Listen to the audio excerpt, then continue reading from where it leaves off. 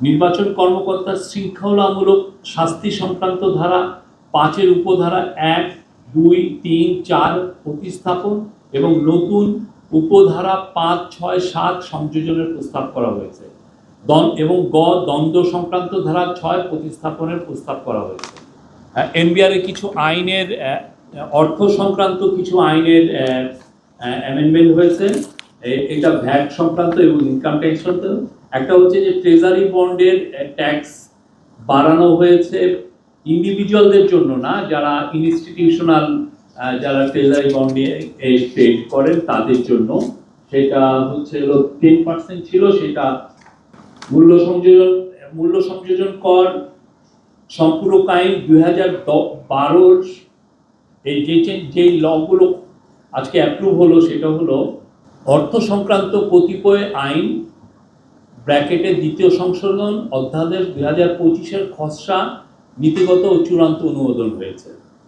উক্ত খসড়া অধ্যাদেশের সংশোধনী সমূহ নিম্নরূপ: মূল্য সংযোজন কর ও সম্পূরক শুল্ক আইন 2012 সংশোধনীর প্রস্তাব নিম্নরূপ: মূল্য সংযোজন কর ও সম্পূরক শুল্ক আইন 2012 ধারা 126-এর উপধারা 1 সরকার কর্তৃক গেজেট প্রজ্ঞাপনের পাশাপাশি বিশেষ আদেশ দ্বারা অব্যাহতি প্রদানের বিধান প্রণয়ন করার প্রস্তাব করা হয়েছে। কিছু কিছু ক্ষেত্রে দেখা যায় যে ভ্যাটের ক্ষেত্রে আগে মানে এনবিআর সে ভ্যাট প্রত্যাহার করতে পারে বা অব্যাহতি দিতে পারে, সেটা যাতে করতে পারে সেটার একটা বিধান প্রণয়ন করার প্রস্তাব করা হয়েছে। এটা আগে যেটা ছিল যে ক্যাবিনেটে এটা করতে হতো। যুক্তরাষ্ট্রের 1 নম্বর জিম চেইন গোল্ড জিম এখন আবারও বাংলাদেশে বসুন্ধরা আবাসিক এলাকা ও বসুন্ধরা সিটি শপিং মলে। তো এটা বাট এগেন এখানে একটু সংশোধনী নিয়ে এসছে যে এটা যেটাই মানে যে বিধানটাই প্রণয়ন করা হোক না কেন ইভেন্চুয়ালি এটা ক্যাবিনেটে এসে এটা অ্যাপ্রুভাল নিতে হবে।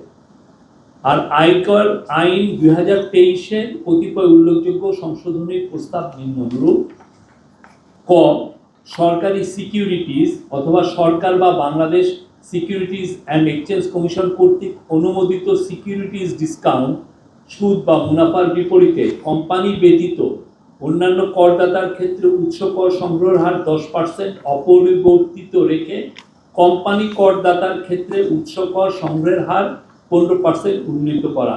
বাট এটা ট্রেজারি বন্ডের ক্ষেত্রে আর কি, আপনার আগে 10% ছিল, এখন এটা 15%। আর হচ্ছে বাণিজ্যিকভাবে পরিচালিত মোটরযান হতে কর মানে বিশেষ করে বাসের ক্ষেত্রে কর সংগ্রহকে চূড়ান্ত কর দায়যোগ্য আয় হিসাবে মানে ফাইনাল অ্যাসেসমেন্টের আয় হিসেবে পরিগণনা করার লক্ষ্যে ধারা 163 অধিক সংশোধন করা। এটার কারণে যেটা হচ্ছে যে যারা বাস কিনবেন বা বাসের ইম্পোর্ট করে আনবেন তাদের জন্য ফাইনাল অ্যাসেসমেন্টের মানে আপনার ট্যাক্সেশনটা ইজিয়ার করা হয়েছে। এই ছিল আজকের ক্যাবিনেটের ডিসিশন।